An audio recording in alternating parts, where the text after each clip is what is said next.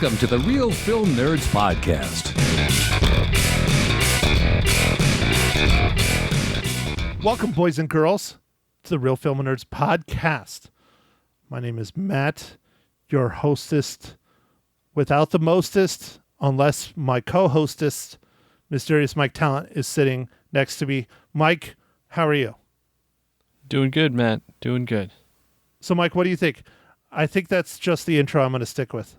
I'm just going to stick with welcome, boys and girls, because that is now 2 or 3 times I've said in a row, including our surprise bonus episode number 290 from Friday, where I talked with the director of the Prescott Film Festival, Helen Stevenson, and Mr. Diarrhea Mouth himself of the Mile High Show, Matt Santos.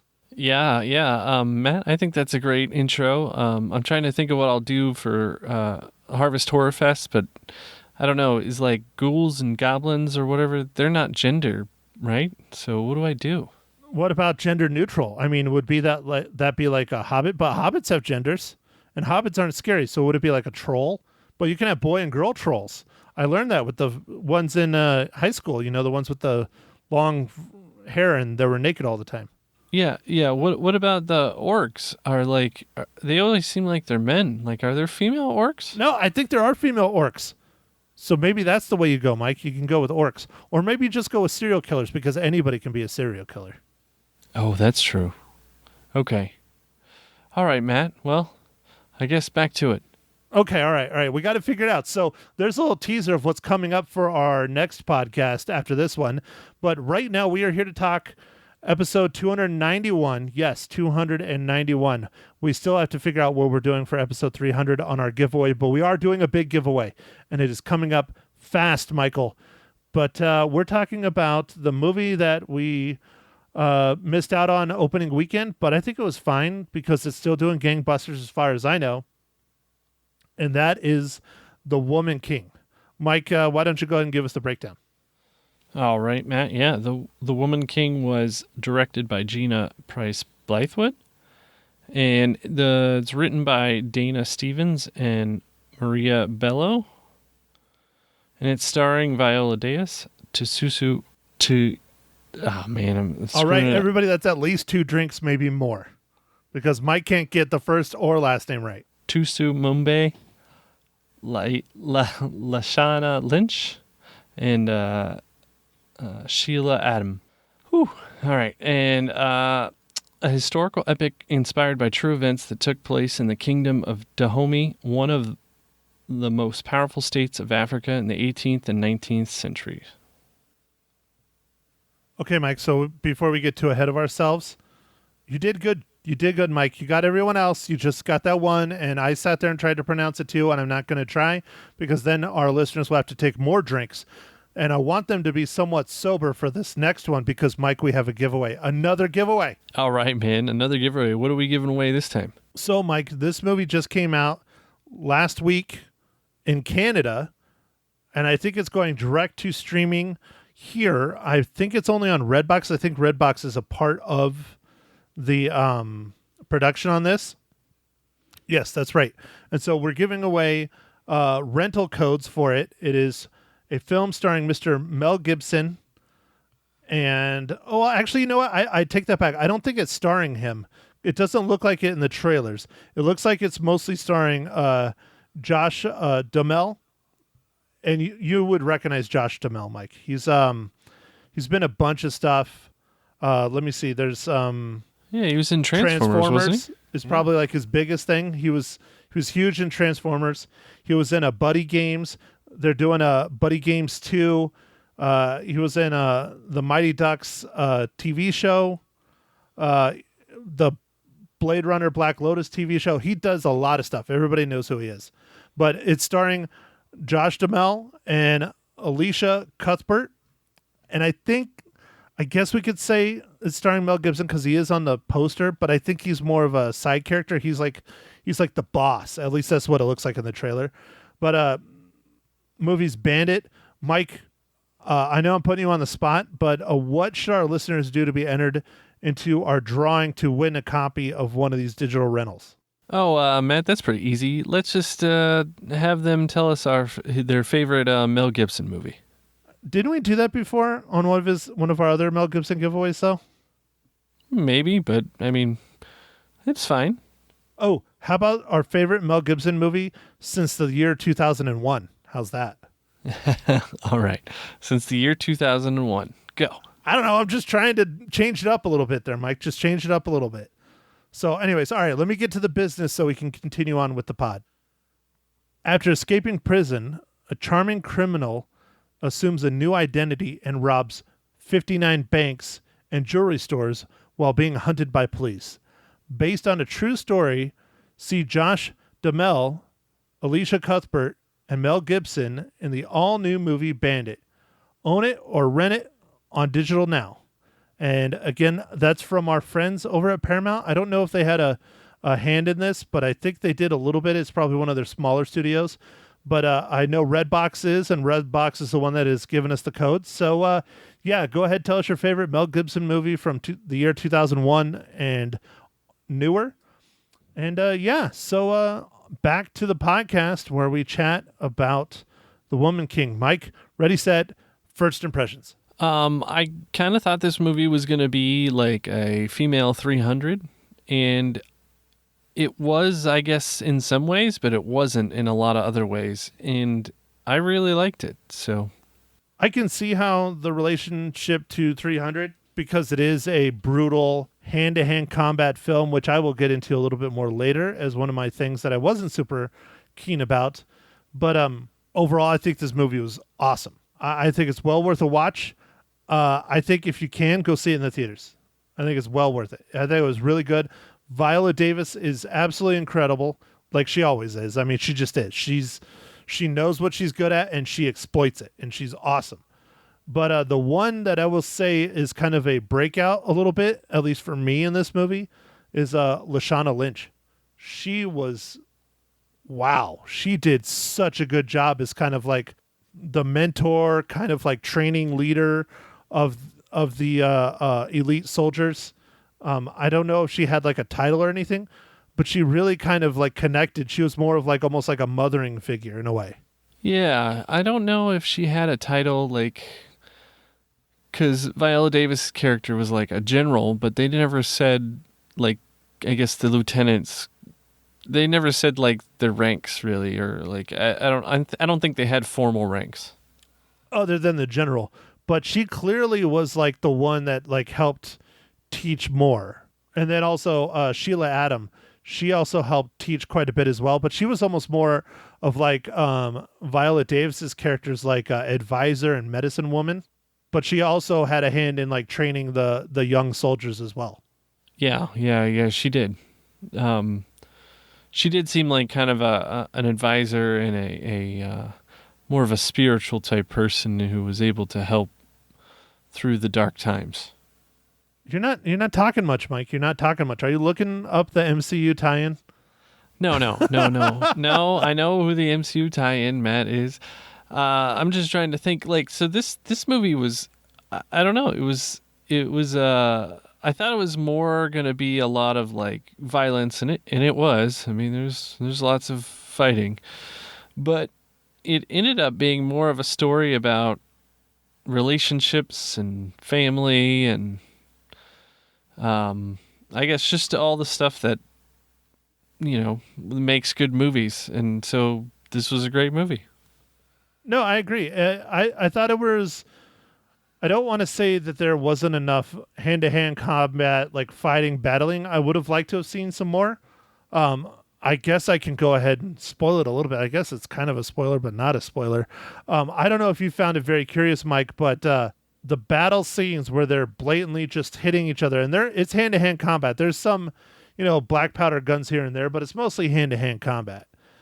There's no like gore. There's no one losing limbs. There's no blood. There's no like nothing in any of the hand-to-hand combat scenes. And then during the training, there's some seriously gruesome, like graphic parts, but yet they don't show any graphic parts in the fighting, which just was strange to me. Oh, I don't know if I caught that, Matt, but that is strange. So, okay, here's my example. There's a scene where they're going through their testing, and the first obstacle they do is the thorn bushes. and those aren't thorns. Those are freaking like toothpicks that are going in them. And it shows you later, it shows them going in to all the different girls, and then it shows them later them pulling them out, and it's just like, ugh. That was pretty gruesome in my book. But the opening battle scene, you don't see literally anyone get like hacked up, cut, nothing. Even when I think Naniska, Viola Davis's character, like beheads someone, you just see her like swing, and that's it. Yeah, you're right about that. I mean, you do see the results of that later. Right. But what I'm saying is, again, here we go. 300, Braveheart, stuff like that. It's full on like gruesome battle, limbs flying off, blood everywhere, people screaming. This just didn't have that. And that's clearly a directorial choice, which is fine. I don't have a problem with that. It just was kind of strange to me. Okay. Yeah. I guess it didn't bother me because you still got the idea that everybody's fighting and it was bloody and it was. I guess it was just implied. Yeah, but I just want to see these women kick some more ass. I guess that's what it was for me. Okay. All right. Yeah. Can't argue with that, man. But no, this movie was the complete package for me for the most part. I'll get into it in spoilers here real soon when Mike does his job. I walked out of the theater with 1 rating. I sat down and did a little research on the historical facts of what this movie really is based on. And I regret to say that my rating did come down a little bit because we've talked about it many times. We really try not to read reviews. We really try not to read the Twitterverse or any of that shit when it comes to films that we review. And this movie has a ton of controversy surrounding it. I knew about it. I didn't know the controversy going in. That's why I waited until after I saw the movie. And I didn't look up the controversy. I looked up the actual historical facts, and I understand the controversy now. And it did affect my rating a little bit. Not a ton, just a little bit. But it is an amazing film. So, anyways, all right, Mike, go ahead. Wake up. Do your job. Okay, Matt. All right, so what are you drinking this fine morning, evening, afternoon?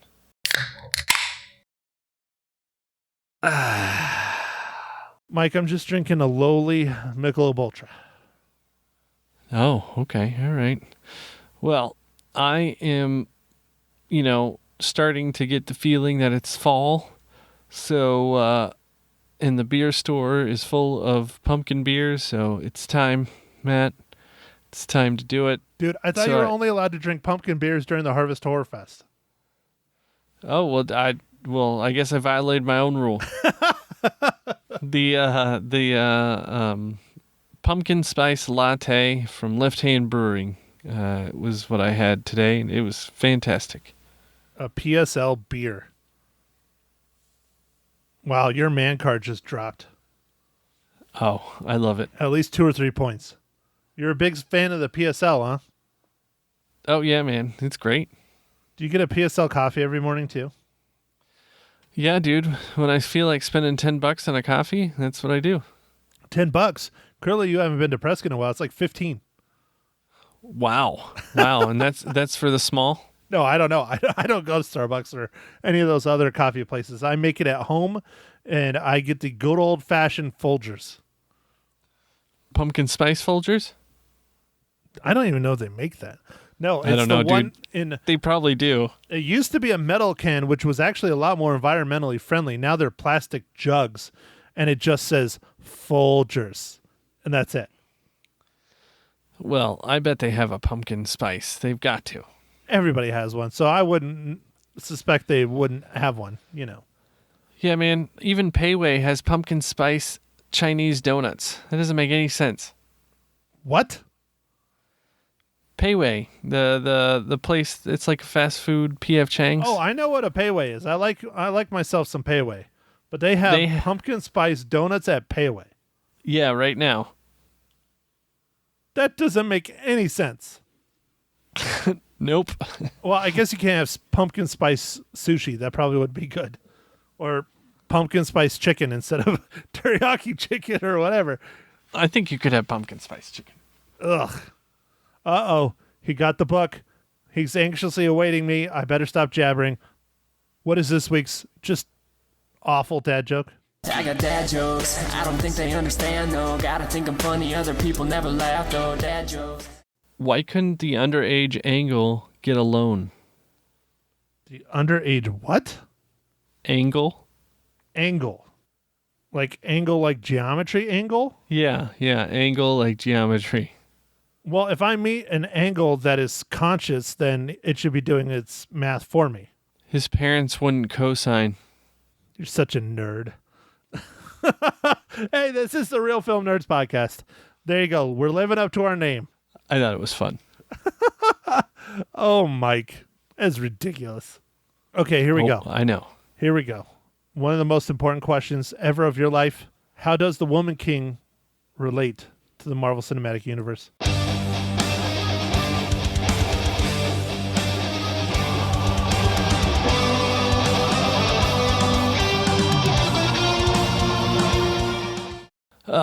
So Matt, this one wasn't too hard, and that was exciting for me.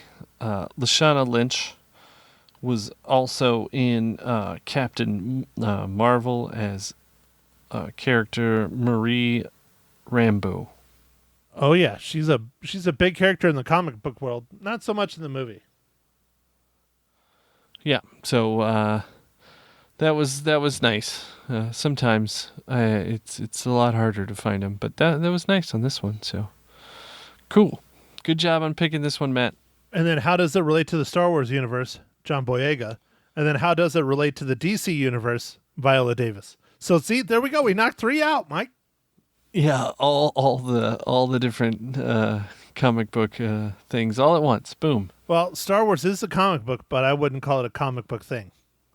Okay, all right. Correction, sorry. Now, DC, yes.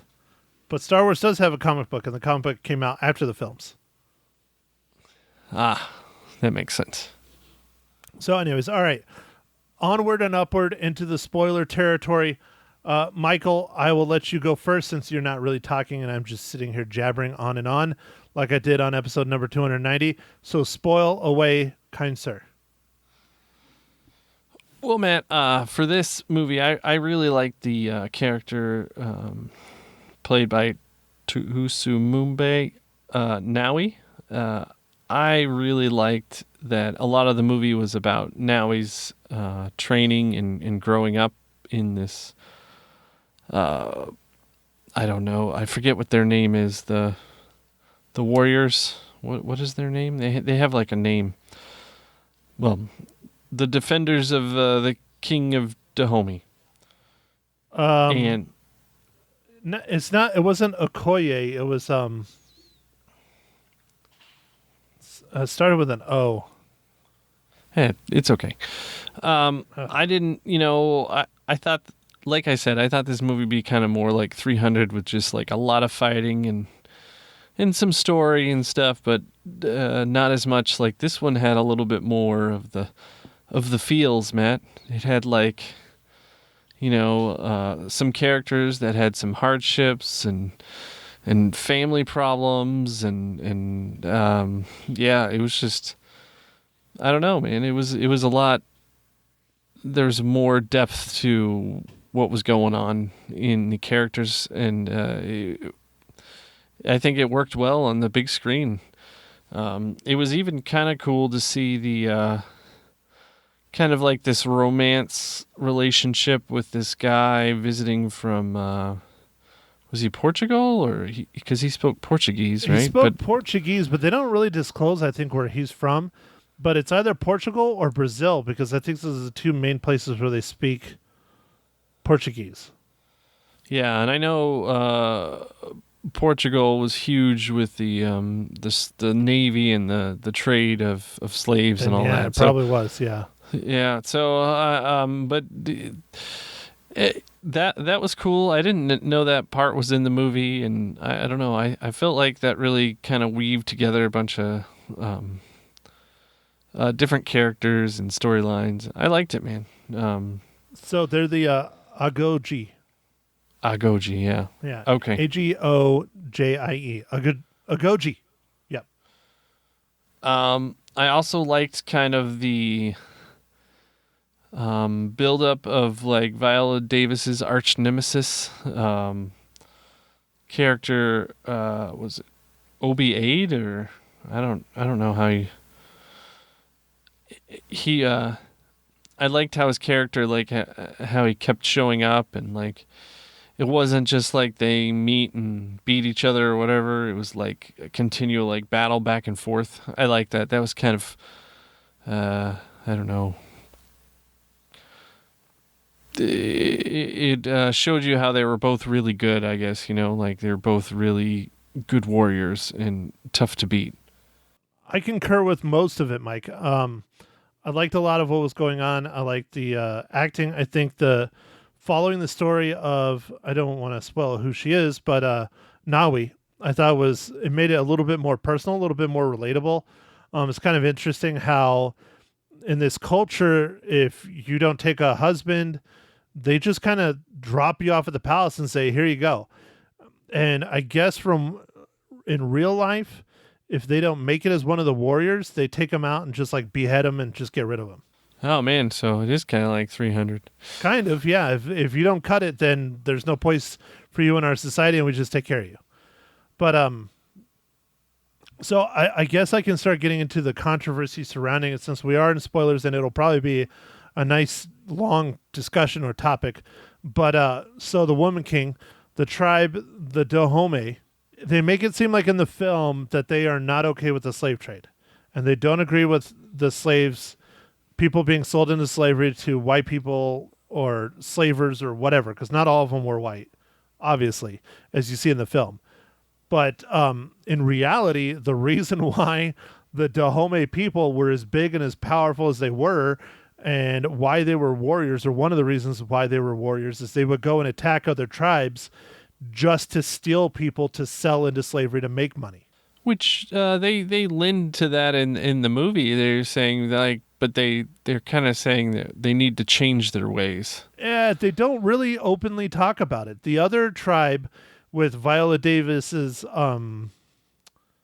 adversary, they blatantly do it. Like, it shows them selling the slaves, doing all that stuff. The Dahomey were doing the exact same thing, if not worse. And the reason why they got so big and powerful is because they were a warrior society, and they could go and attack these other tribes and take them over. Well, I mean, they I don't know. They talked about it once in their little round table thing, meeting of the council, I guess, or whatever. And but other than that, they didn't really talk about it. Right, and that's one of the things that's the controversy surrounding it, especially towards the end when they're saying, we shouldn't be doing this, or we're not doing this, we're going to go free them, and they free all the slaves at the end, or the people that are in transition to being slaves, because people are like, no, they wouldn't have done that in reality. And so my argument against it, though, is this. This is not a documentary. This is a movie. This is fiction. This is not real life. This is a made-up story. I don't think the story of Nanisca is real. It might be based on a lot of other stories put together to create this one person, this one character. I don't think that story is real at all. It just has different tastes of being real. So they have creative license to do whatever they want. And so the people that are pissed off and upset at this film for doing all of those things, I say it's unjust, because it's not a biographical film. But on the other side, people that don't know better, like me and you, Mike, that aren't going to sit down and look up the historical facts and look up things like that, it is a little bit misleading. So that's why, I dropped it down a little bit after researching it and, things like that. I still love this movie. I think this is a very good movie. I think it's well worth a watch. I think it was very successful. I think the story is amazing. I think the acting was very, very good, even from our boy John Boyega. I think all around it was really good. Yeah, man. His character had it the worst, man. He had like 7 wives. Yeah, dude, that's horrible. I can't even get one. Yeah. No, it was just. I don't know. It was a good movie, and Matt, you're right. It's not a documentary. It's a fiction, so it's close-ish. Yeah, but they're not touting it. They're not saying it's based on a true story. They're just saying it's a story. Oh, yeah. No, they didn't even say based on a true story. No. Often when they mean, shoot, they said Texas Chainsaw Massacre is based on a true story, and it's like so loosely based on a true story that it's like, it's hard to believe. Right. It's not inspired by a true story, nothing. It's just a story. And I think it's a very, very good story. I mean, honestly, this is the complete package for me. It's really good acting.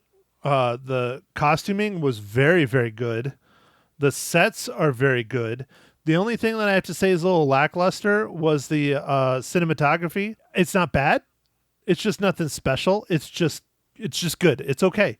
It does the job. It's not creative at all. It just kind of is what it is. And then the battle scenes. That was the other issue I had because they're kind of just all over the place, not really showing like what's really going on. All right. Yeah, I concur with that, man. But yeah, the sets and the costuming was really good. I thought it was cool. Yeah. Like, whether it's completely accurate or not, I guess it doesn't matter. But it was just cool. Like, it looked really good. No, I thought they did a really, really good job. And like I said, breakout stars, man. Lashana Lynch, just really, really good. Viola Davis, we expected her to be just absolutely awesome. And then the young actress, I'm not going to say her name, that played Nawi, she did a very, very good job too.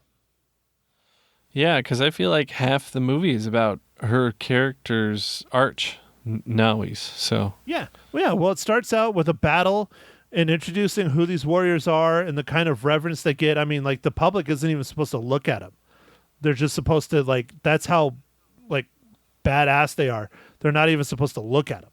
And they don't have training barracks. They train at the palace. They surround the palace. I mean, that's pretty awesome. Yeah, that was pretty awesome. And so then it goes into Nawi's training, and then it starts blossoming into more battling and the battling with the other tribes and battling with the slavers and all of those things. No, I think it was very good. It's a little long. The training sequences are a little slow here and there, but it didn't bother me. Yeah, I mean, there were some montages and some of them weren't super fast, but it was so you could see more stuff. And I don't know. I thought it was fine, man. The movie's like 2 hours and 15 minutes. It's a little bit long, but it didn't feel too bad. It seemed like the pacing was pretty good. No, I thought it was very good. It's just some of the training is a little long, but it didn't bother me. I don't think it was a problem. I think it was very, very successful movie. So on that note, Mike, how many reels? I'm going to give this 4 reels out of 5. Well, Mike, I also give it 4 out of 5 reels. Wow, disappointing, Matt. I would have thought you were different. I was going to be different. I walked out of the theater giving it a 4.5. But like I said, I sat down and did some research, and I didn't drop it down hard, but it dropped a little bit just because I don't want to say it's misleading, but it can be. Okay, all right. Well, Matt, we already teased our Harvest Horror Fest coming up this next week. Make sure everybody enters to win the latest movie from Mel Gibson, Bandit. Let's see, what else do we need to talk about, Matt? Well, Mike, we have the Harvest Horror Fest starting next week because it is now October, and we have several weeks of horror films at your choosing and Poison. Mike, what is our first horror film? So we're going to take it back a little bit, Matt. It's its 40-year anniversary, and we're going to talk about the movie Poltergeist. Back to the year when the bulk of our generation was born. That's true. I think this is the year close to being what they call the beginning of the millennial. They consider my year as well. I think they actually started at maybe 1980. But it's like 1980 to like 1990, I think. They call us the geriatric millennials. And so this movie is, it says it's directed by Tobe Hooper, but a lot of people say it was actually directed by Steven Spielberg. So we will talk all about that on next week. Hell of a teaser, Mike. Hell of a teaser. I didn't know it was directed by Steven Spielberg, but again, I'm not a horror buff like you. I'm a horror buff, but I'm a horror buff. Right. Correct. That is correct, Matt. So, on all those bombshells, I think it's time to let everybody go. Nope. We got to plug again because only a handful of people have listened. Real Film Nerds episode number 290. When I sit down with Mr. Santos about the Prescott Film Festival. It's happening right now. If you're in Prescott, come out and watch. There's a lot of really good, fun, independent films and workshops. Come and check it out. And the podcast. Yes, I listened to the podcast because I was not a part of that one, and it was good. It was real good, Matt. Good job. Yeah, we record it in person at the Raven. You can hear everybody clanging dishes and drinking beers in the background on a Thursday night. And then we proceeded to keep drinking after the interview. So Friday was a doozy. Nice, man. Nice. Well, all right. I think that totals up everything. So I'm going to let all our listeners go this time. Thanks for listening, everybody. Make sure to follow us on Facebook, Instagram, and Twitter. And go out there, stream a movie, or go see a movie in the theater. Any movie in the theater, they could use your help. All right. Thanks for listening. Thank you for listening to The Real Film Nerds. Now, don't forget to follow us on Facebook, Twitter, and Instagram at Real Film Nerds. Now, go out and catch a movie.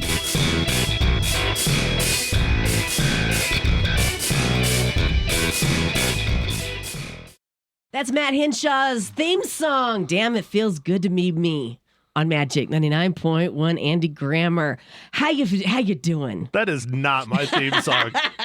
My That's theme song. my theme song. Yeah, my theme song is Slayer Raining Blood. Oh, Slayer Raining Blood. Never heard it, never will. End of story. Here, I'll hum a few bars for you. It's perfectly okay. Perfectly okay. All right, fine. All right. Matt's in to talk about the movie The Woman King. Yes, ma'am. Tell me you loved it. I did. You did. It was very good. This is not a DC or a Marvel or any of that crap, right? No, it is not. Okay. It's a historical based on history. Yes, but that's one of the hangups I have with it, and that's what the controversy surrounding it is. Okay. Please share. I don't want to get too much into it. I'll put it this way. After I didn't do any research on it because I try not to do anything like that on a film. Right. Unless I know and I can't avoid it. Right. But after watching it, I went and looked up the real tribe that this is based on and all that other stuff, and it is the exact opposite of what the movie is. Are you kidding? Nope. Now, why would they say it's based on history when it's really not? Yeah, it's based, the tribe is real, the area of Africa is real, everything else is real, but what the tribe did is the opposite of what they did in the film. Okay. I'll put it that way. Because you don't want to spoil anything. Well, I don't want to get too political, I guess is a nice way to put it, because that's why people are just flaming this movie. But you have to understand, and this is my argument that I'm going to use on my podcast with my co-hosts later on today, is that it is a movie. It is not a biography. Right. It is fiction. Yes. They can play with it and change it as much as they want, as long as they don't try and avoid that. Exactly. And that's what they did, and they made a great story. Okay. Great acting. Viola Davis kills it. Oh, she's amazing in everything. The costumes are absolutely incredible. The sets are absolutely incredible. Cinematography, it's okay. It's not terrible, but it's not earth-shattering. Okay. Viola Davis, like I said, is amazing. Huge shout out for Lashana Lynch. I don't know a ton about her. I've seen her before, but she was amazing in this film. I really, really liked her. Wow, I'm so happy to hear this, because when I saw the trailer for it, I thought, now there's a movie I'd like to see. I recommend you see it. Okay, all right. How many reels you giving it? Like I said, I dropped it a little bit after for the cinematography. after the controversy. No, surrounding the controversy, because being a history buff. Right, but if you hadn't looked at it, if you hadn't gone back, the story itself, you'd give it a 4.5. 4.5. Wow. But I dropped it to a 4. Right. Because of the historical facts and the misleading and the people that don't go and look it up and see how it really was. Do you think that's why? Do you think that's why they had that ending? The ending. Well, I mean, you said because they didn't look it up. They didn't look up the factual Well, it's point not of- the it's not the ending. Like the story's fictional. I don't know if there's actually the one. I didn't dive that deep gotcha. into it. Gotcha. It's mostly surrounding the kingdom of the Dahomey, which is what the tribe is, Okay. and the king and all that. It's more of what they did as a people. Gotcha. That they really skew. Oh, too bad. All right. Yeah. Let's see what your mother thinks. Okay. All right. Ma Hinshaw coming up on Magic. Hello. Good morning, Ma Hinshaw on Magic 99.1. How are ya? Just fine. Sleepy, but fine. Okay, I'm glad you're fine because we want to hear your thoughts on The Woman King. Oh, I thought it was a fantastic movie. I really liked it. Tell me what you liked about it.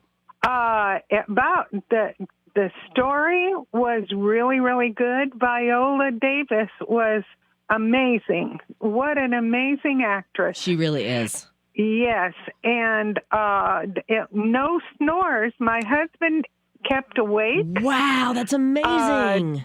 to find out what was going to happen next. Yeah. And I just thought the entire movie was beautiful and just very good. Oh, that's wonderful. Your son agrees 100%. Rotten Tomatoes gave it 94%. That's pretty good. I heard Oh, my yeah, mom really likes yes. the murdering too. Oh, was there some murdering in the movie there, Ma? No, it No? wasn't Okay. really. It was the relationship between the How the is two it not ladies, murdering? I will say. Mom, it's a movie of warriors fighting other warriors. Well, I know, but there was also other stuff included in there. Okay. Yeah, but what okay. kept Dad awake and you awake is all the murdering. Well, was there nudity? Let's ask that question. Was there nudity, Ma? Not really. There Okay. was one kind of, where the fella took off his shirt Oh, and okay. everything, but that was about it. All right. So it was an action-packed film with a great story. How many cookies you giving it? Oh, 4.5. 4.5. You guys are right there, neck and neck. See, she can't read either. Oh, sure she can. What do you mean? I can't read it. Well, okay. Don't listen to him, Ma. Don't listen to him. Thank you so much for reporting Thank for you. us. On what station this morning? 99.1 Magic. See you next week. Okay. Bye-bye. Bye. Okay, Matt, what movie are we reviewing next week? So you know what starts next week?